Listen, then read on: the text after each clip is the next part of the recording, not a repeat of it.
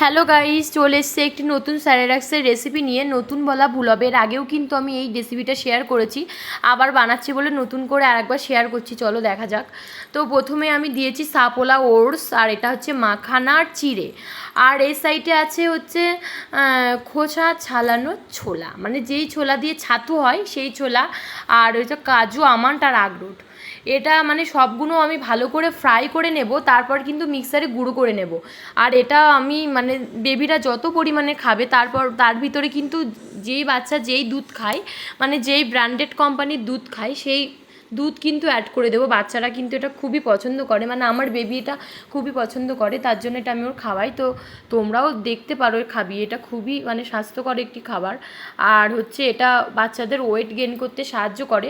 তো আমি এগুলো গুঁড়ো করে নিই, তারপর তোমাদেরকে দেখাচ্ছি। হে গাইস, দেখো আমি সব একে একে কিন্তু ভেজে গুঁড়ো করে নিয়েছি।